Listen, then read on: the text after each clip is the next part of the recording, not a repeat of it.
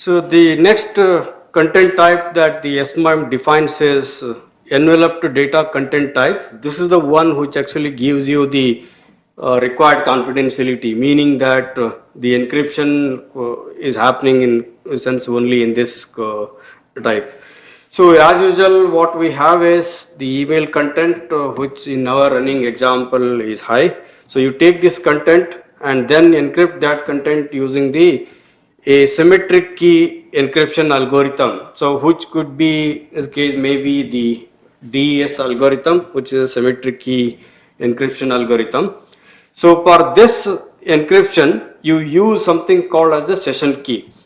So there are some technique with which you derive the session key. So for session key is basically valid for one particular session. When you are sending email, only for that email the session key is used. So here is the one you derive session key. So let's say my session key is 1234. So you take this 1234 and encrypt the email content, which could be an image, text, audio, etc. Here in this example is high. So this, once you encrypt it, the high could be turned into something X9 TPY. So one component in the email that is going at in the other end is this X9 TPY, and you take the session key itself. So when you are actually communicating the email, the recipient should be able to decrypt and he should know what is the session key that you have used. So this session key, which in this case is 1234, this itself is encrypted using a public key encryption algorithm. You take the public key of the recipient. This is the key of the recipient.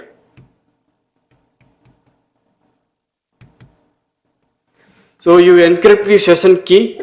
So once you encrypt it, 1234 might turn into something else, maybe at 5678.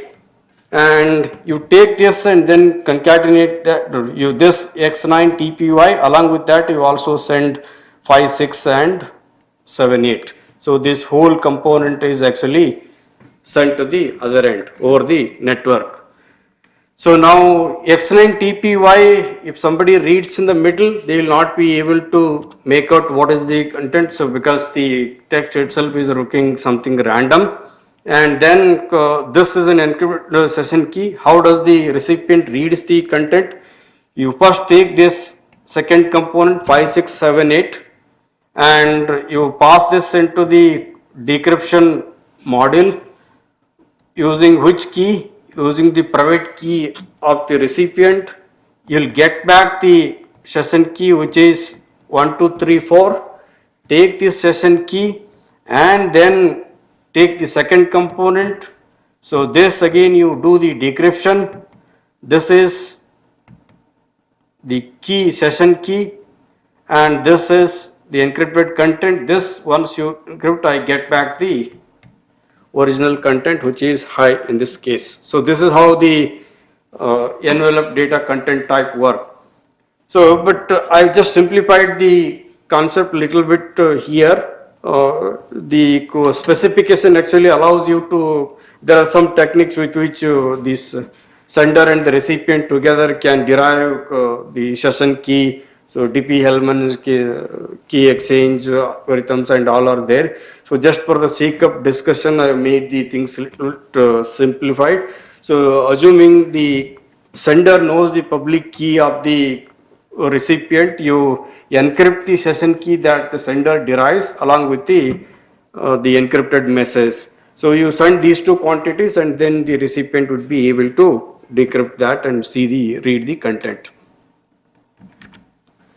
So if you look at the content type, so it is still showing the in this application PKCS7 MIME, and here you can see it is envelope data. So envelope data is basically you take some content and then package it so that the people don't see. So packaging in our context is basically the encryption that is happening, nothing more than that. So the next data content type that the SMine defines is something called authenticated data content type. So this is more or less similar to what we discussed earlier, the first method. All that you have here is instead of using a plain hashing algorithm, which was the case in the first scenario, I use a MAC generation algorithm. For that, one component is the content, which is an again image, text or audio, etc. The second component is a key. You take these two things and generate the message authentication code. So message authentication code in this case is basically the hashing algorithm along with the key, that whatever the operation it does and the output that comes is the message authentication code. So this could be maybe I might get to P9T X, something like this, and the original content that was there, high plus this P9TX is the component that is sent to the other end. So with that, let's see the limitation of the SMine. Said SMine, as I said, uses the public key cryptography or combination of public key and the symmetric key cryptography to provide the confidentiality and message authenticity. But it has got a bunch of usability issues, meaning every user, if I want to transmit, you want to transmit, and somebody else to transmit, everybody need to have a pair of the public and private key, and I need to publish that. Only with that published public key, the recipient will be able to verify the authenticity of the message and also decrypt the message, because you require public key for knowing the session key. So not many people actually understand the crypto systems, and that becomes an hindrance. So how do I actually generate a key pair? How do I actually configure that in my email client, and whether the configuration is right or not, all bunch of other issues started. So these are end user usability issues. So that is one of the main hindrance for the SMine's adaptation. And the second thing is SMine provides authenticity of the origin of the message. If I receive a message, who has actually sent that message, that can be verified, and I can also verify that whether the message has been modified in the middle or not, that can be checked. But it does not provide security against recipient reputation. I can claim that your message, your email never came to me. So SMine does not provide security at the recipient. So the recipient can very well deny that having not received the message at all. So that is second limitation of the SMine. And the third thing is, if you want to send secure emails to multiple people, let's say I want to send the email message M to a bunch of senders, maybe recipient R1, R2 and R3. What SMine did is, it actually replicated that message as many times as there are recipients. So I keep the message M, and then whatever I want to append that to the end of this M1, this is the bunch for the recipient R1, and second time again I keep the M1, M, and then whatever I want to append, this is the digest D1, digest D2, this is for the recipient R2, and if I want to send the message to again the R3, and same process is repeated. So the digest is calculated and it is replicated, and if you want to sign them, then you sign as many times as there are recipient, and individually you keep sending the message to the recipients. So this is actually a bunch of a lot of work to do, and also while the transmission it wastes lots of the bandwidth. So that is another issue with the SMine. So for each recipient, the encryption and the digest calculation is done uniquely, and then it gets transmitted. And at the whole, it gets transmitted, and the recipient need to identify which is his version of the message, and then decrypt that, and then find out or read the message or the email. And the fourth limitation of the SMime is the email has got two components. One, I said the header, that is where you saw the prompt to and the timestamp and the subject message as part of the email header. And then second part was the body.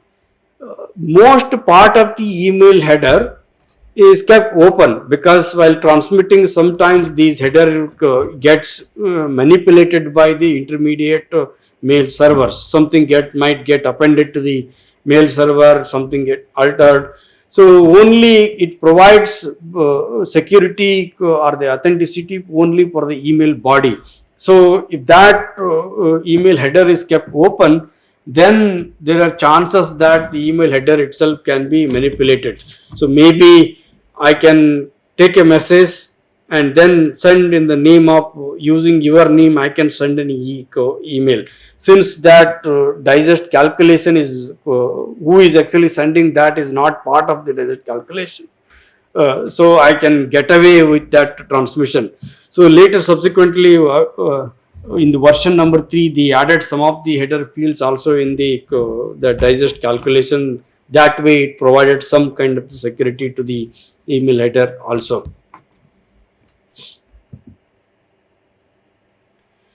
Okay, so that is the limitation of the SMime. So to summarize, SMime provided a kind of the security mechanism by defining the different data types, content types. So, and retaining the what the capability the MIME brought to the SMTP.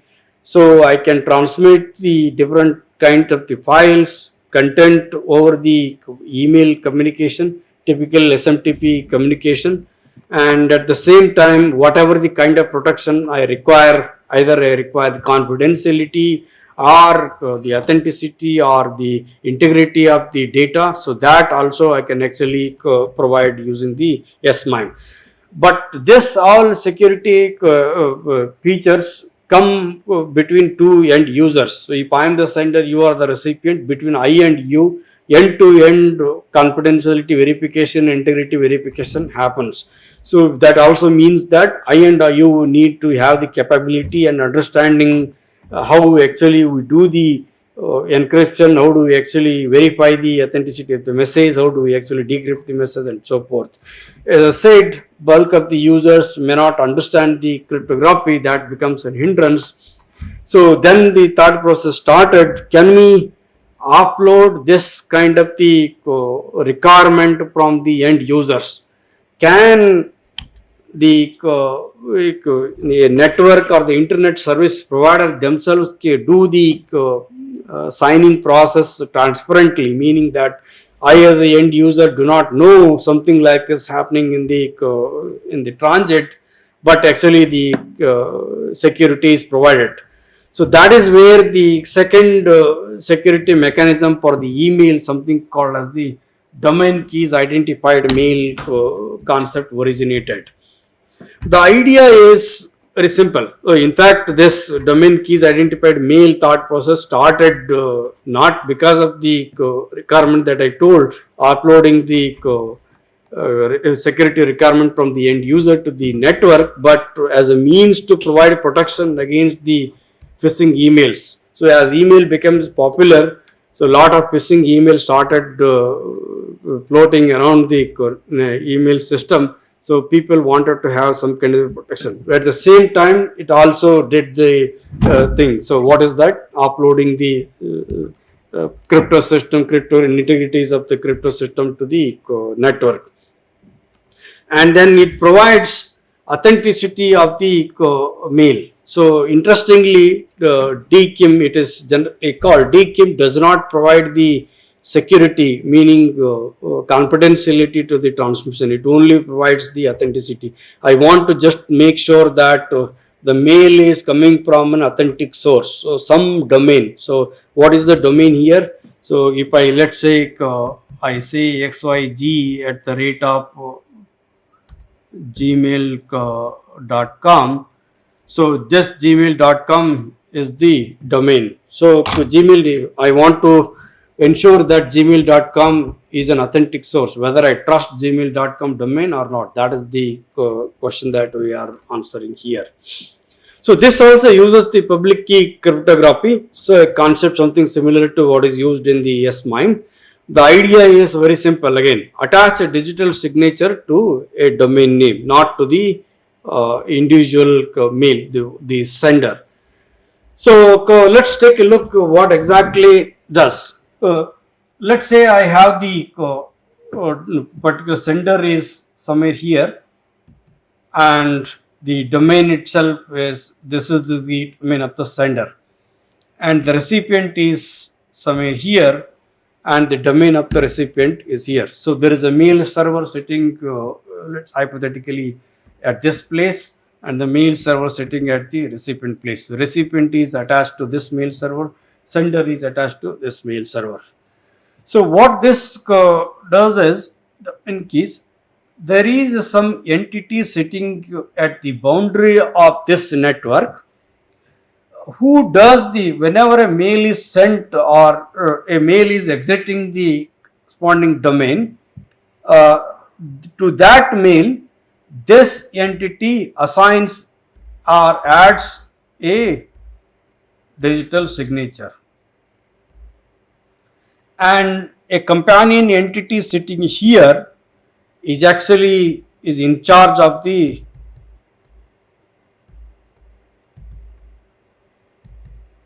verifying the signature. So when the message email M comes here, so this entity, this is still M here, and when it exits here, it is M concatenated with the digital signature calculated by this entity, which goes to the recipient, and then this entity, peer entity, verifies that the message itself is trusted and it is coming from the same domain. If this is gmail.com and if this is outlook.com, whether outlook.com considers the Gmail as the authentic domain or not, and how do we actually verify that? So this entity actually verifies that whatever the digital signature that gets added, and then the message, the email itself is sent to this mail server and subsequently to the recipient. This is typically what happens.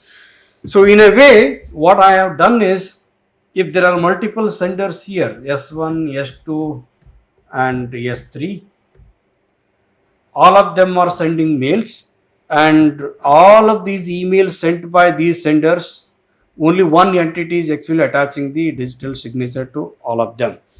So in a sense, what I have done is, I have uploaded the digital signature calculation and the verification process to the domain itself. So thereby I can actually save the end users from knowing the cryptography, generating a pair of the public and private key pair, and then configuring the email clients with the right public and private key pair, and how do I make use of them. So all those nitty-gritties are now uploaded to the this system, which is sitting at the boundary of your domain. So thereby you can actually prevent whether this domain is notorious, is sending the known to send the phishing emails or not. Some XYZ domain is there, and if it is known to send such phishing emails, here I can filter all those emails coming from that domain at this point itself. It may not even go to the mail server also if that source is not authenticated. So thereby I can also prevent some kind of the spam emails. If some domain is not trusted, it is known to send spam emails, I can again filter out that. So that is the fundamental idea of the domain keys identified mail, or DKIM in short.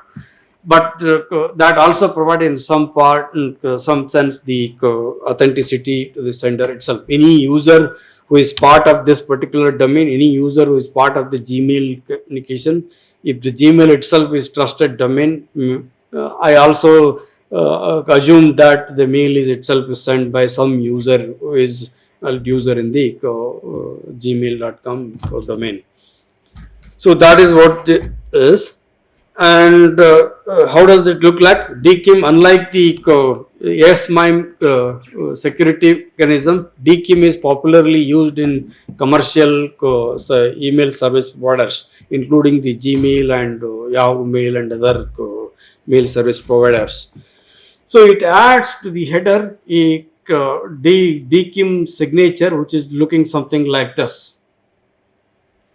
So the DKIM signature, when you open the email header, this signature will also be part of that email header, and there are different entities which are part of this signature. The first thing is the version number. We indicate the version, so there are different versions of the DKIM. Which version, which algorithm is used to calculate this signature, that is V is equal to 1. This is version number 1. And the second component is denoted with A, that is for the algorithm that is used to derive the signature or the value. So maybe SHA-256 is here used for the derivation of the signature or calculation of the signature, that is indicated here, which algorithm. So there is a third component denoted with the C, that stands for something called canonicalization. Canonicalization means sometimes when we write the email, let's say I write here, hi, and then in the next slide, how are you? There is a lot of space that is left between R and U, or maybe a new line is entered between R and U. So what canonicalization does is it takes the email content as a text message, and then sometimes get rid of these unwanted spaces and new line characters if they are not required, and then probably reorganize the content into different format. So canonicalization defines what kind of the method optimization is message itself. There are two of them. One is no canonicalization is allowed, so nothing is relaxed as it is. As the sender sends the email, you use the same content as it is without any modification. The second type is something called as the relaxed.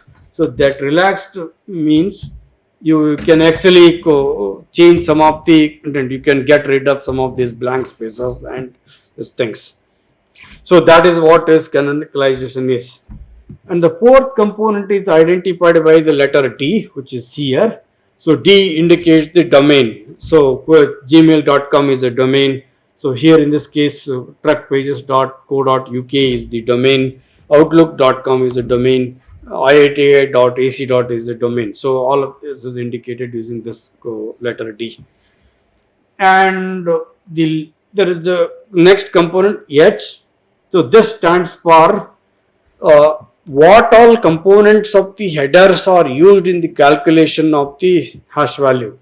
So as I said, header is there and the body is there. Body is the one which is actually carrying the message, and some parts of the headers are taken, and that is actually concatenated with the message body, and together I calculate the hash value. So meaning, if this is my email body, and to this I am going to pull out some components of the header. So what is that? Maybe I use the prom component, maybe I use the to component, maybe I use the date and time component, and together this, on entire this, I am going to calculate I pass it on to the hashing algorithm and then calculate the digest.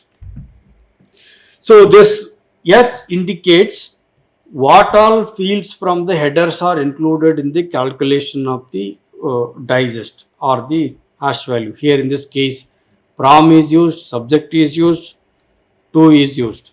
So all these fields, when for the recipient, when the mail is received, the operation, it also takes the prom field, subject field and to field, attaches to the mail body, and then pass it on to the hashing algorithm, calculate the digest, and then compare. So that is what the meaning is.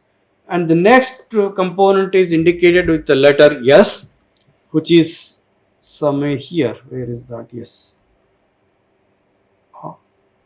Yeah, which is here. So S indicates the public key selector. When we supply a key to the signature generation algorithm SHA-256, there might be more than one public and private key pairs. So when I say this, one entity is using this entity itself is having multiple number of the public and private key pairs. So meaning maybe different departments within an organization, maybe let's say the sales department, the accounts department, the management, maybe the CEO. For all of them, there is a different set of the public and private key pair. And when I encrypt the message, when I generate the digest, I actually or the signature. What I'm doing is I'm using the right set of the keys. If the message is received from the CEO, I use one set of the keys to encrypt the message. Derive the signature. If the message is from the account section, then the corresponding to that, whatever the keys are there that I'm going to use. So for the same domain, xyz.com, if there are multiple public and private key pairs, using which key pair this message, this digest has been generated, this signature has been generated, the recipient need to know. So that is indicated using this field yes. Yes means selector. Here in this case it is saying the default. By default, if nothing is specified, this is the key that you need to use. If there are specific keys that are used, then I am going to tell key pair number 1, key pair number 2, key pair number 3, something like that. And the next field is indicated with a letter something called as BH, which is here.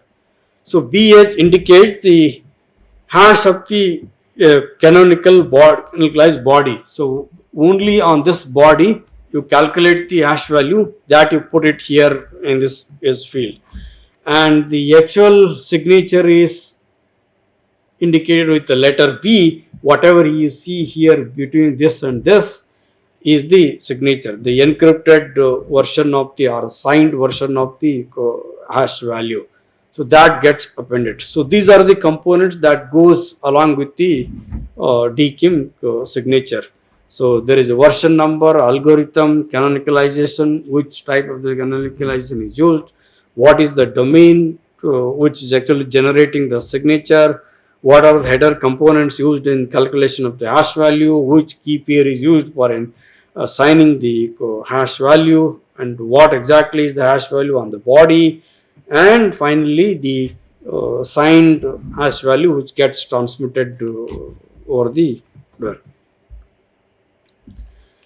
So as I said, now the signing process is uploaded to the one entity sitting in the domain. So what does it mean? In absence of a signed value at the recipient, does it mean that the messages always come from an unauthorized source? Somebody has spoofed this message and sent it, or somebody has fabricated this message and sent it. So as we speak, many of the domains, particularly the smaller ones, may not use those. Some company which do not have many user base may not have configured this DKIM signature at all. So the absence of a message digest or the signature inside a mail does not necessarily mean that the message indeed has come from an unauthorized source. So if the senders do not have not configured the DKIM, then the message comes as it without any authenticity. And the second thing is, since there is only one signer sitting at the boundary of the network